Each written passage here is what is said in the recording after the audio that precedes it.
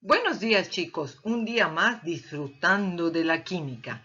En este video vamos a entender qué es una fórmula empírica, qué es una fórmula molecular y cómo calcularlas. Corre video. Recordemos que la fórmula química de un compuesto nos indica los elementos presentes y los subíndices nos dice la cantidad de átomos o moles de átomos de cada uno de esos elementos. Recordemos que cada compuesto tiene una fórmula química que lo identifica y a partir de esa fórmula sabemos de qué compuesto se trata. La fórmula química se puede expresar como una fórmula empírica o como una fórmula molecular. Ya dijimos que la fórmula química tiene subíndices. En el caso de la fórmula empírica, nos dice simplemente la proporción de átomos que hay en ese compuesto. Mientras que la fórmula molecular nos indica la cantidad real de átomos que conforman esa molécula. ¿De acuerdo? Bueno, ¿qué es lo que tenemos que tener en cuenta para que esto nos quede más claro? Sobre todo en química inorgánica, la fórmula empírica coincide casi siempre con su fórmula molecular, mientras que cuando hablamos de química orgánica normalmente hay una fórmula molecular diferente de la fórmula empírica. Veamos el ejemplo. Tenemos el agua.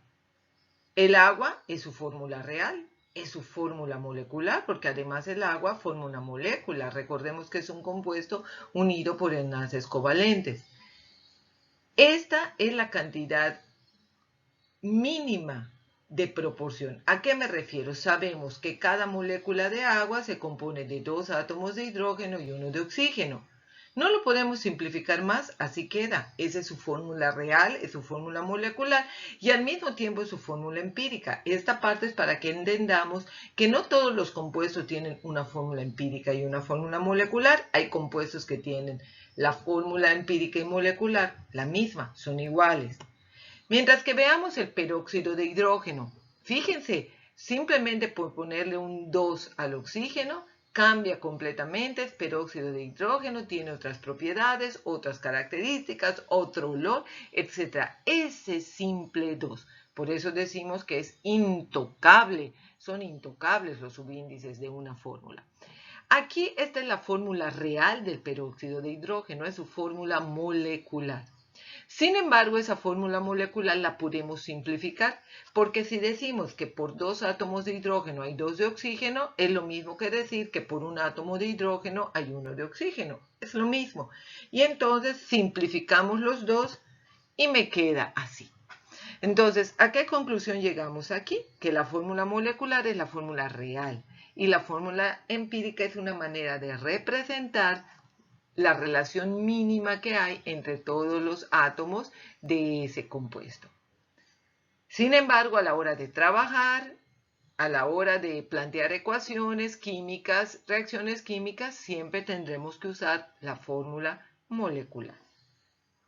Y lo último es que hay compuestos que su fórmula empírica y molecular son la misma.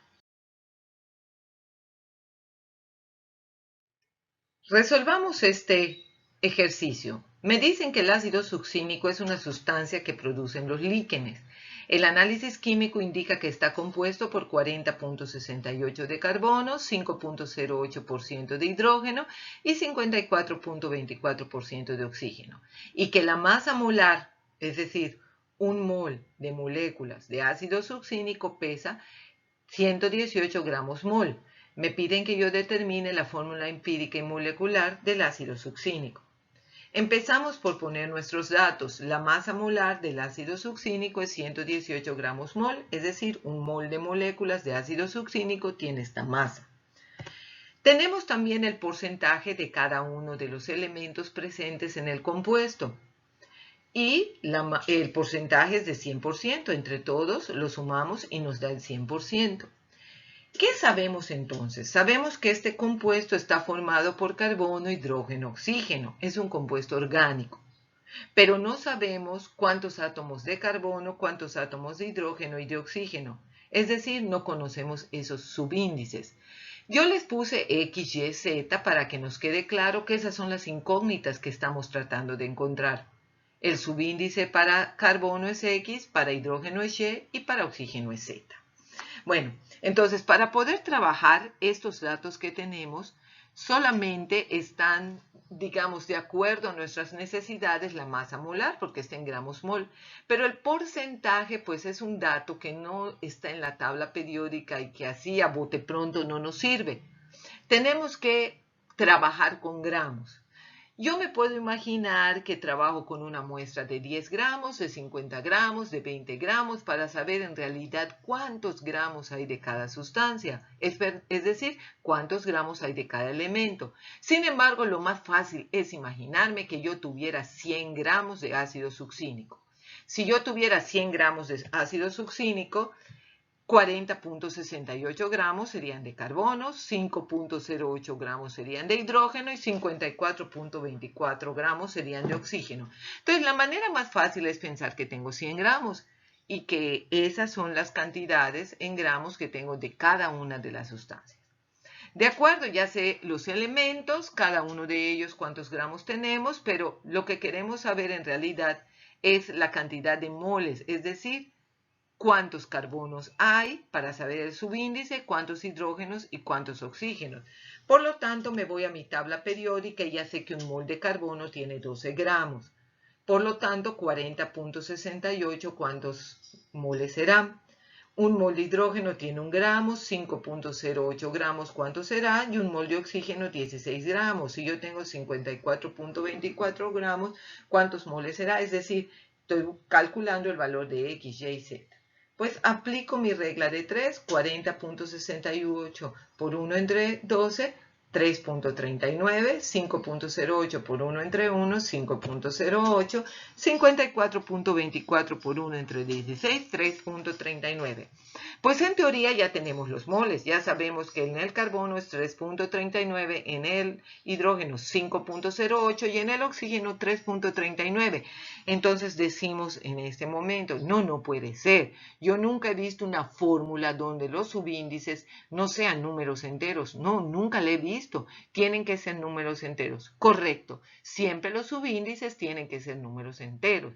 Entonces, algo me salió mal, no puede ser. No, tranquilos, nada salió mal.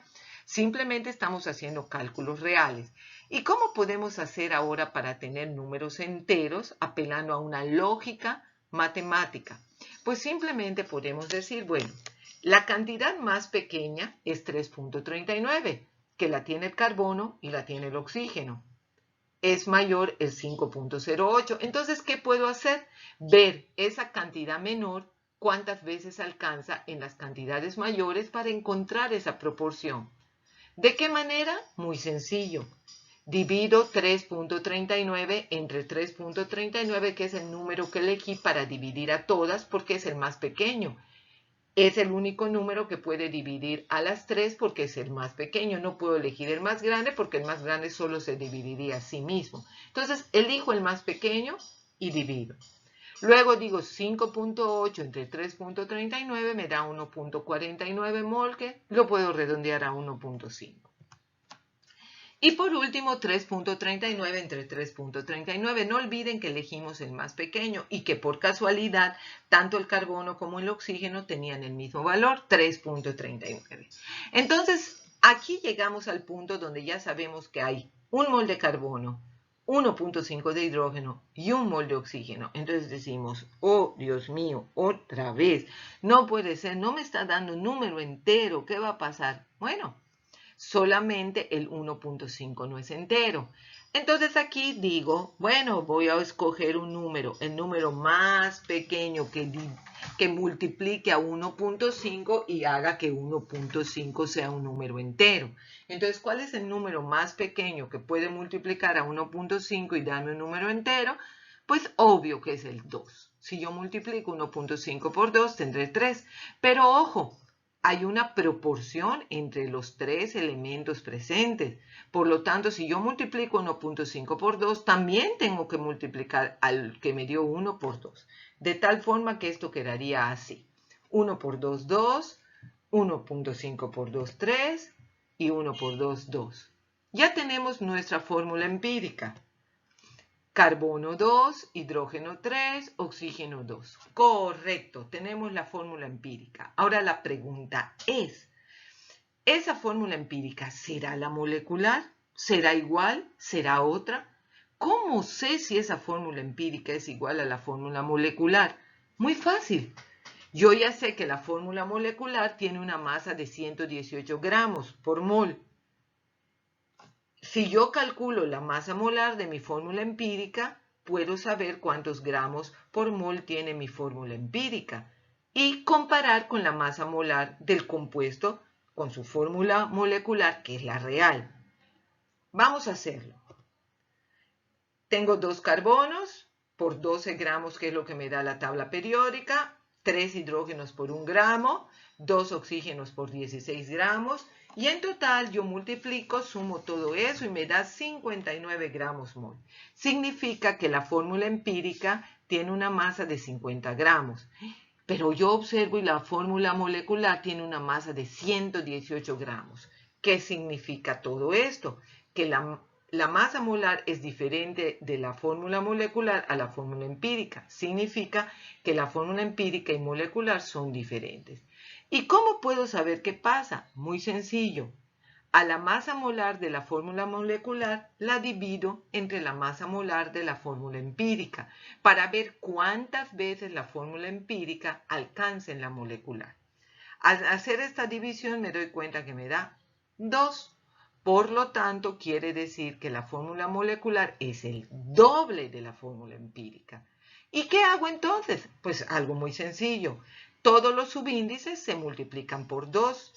El 2 del carbono por 2, el 3 del hidrógeno por 2, el 2 del oxígeno por 2. De tal manera que mi fórmula molecular sería C4H6O4. ¿Correcto? Y fíjense, chicos, dense cuenta que si yo calculara la masa molar de esa fórmula molecular, me daría el 118. Y de esta forma ya calculamos la fórmula empírica y la fórmula molecular, que en este caso fue diferente.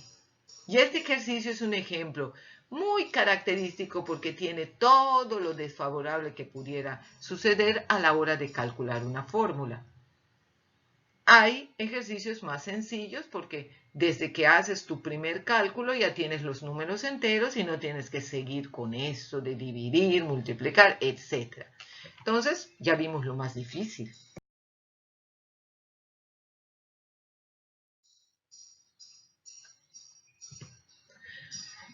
¿Cómo podemos ya hacer como una guía de qué tenemos que hacer cuando estamos calculando una fórmula empírica y molecular? Bueno, una guía. ¿Te dan los datos en gramos? Sí, a trabajar. No te los dan en porcentaje, entonces los pasas a gramos como ya vimos, de una manera muy sencilla. Ahora, hay que calcular el número de moles de cada elemento, como lo pusimos. Si al calcular el número de cada elemento te dan números enteros, ya puedes armar tu fórmula empírica. Si no te dan números enteros, tienes que dividir todos entre el número más pequeño, como vimos. Si ya te dan número entero, pues ya tienes tu fórmula empírica. Si todavía no te dan número entero, tienes que multiplicar por el número más pequeño que permite obtener números enteros para que ya tengas tu fórmula empírica. ¿Ok? Entonces, estos son todos los pasos. Hay pasos que no vas a necesitar hacer. Si ya te los dan en gramos, no tienes que pasar porcentaje a gramos. Si desde la primera vez que calcules los moles te da el número entero, ya tienes tu fórmula empírica.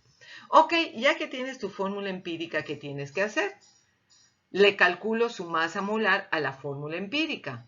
Y si la masa molar de la fórmula empírica es igual a la masa molar de la fórmula molecular que me dieron en el ejercicio del compuesto, pues ya tengo la fórmula molecular, quiere decir que es la misma.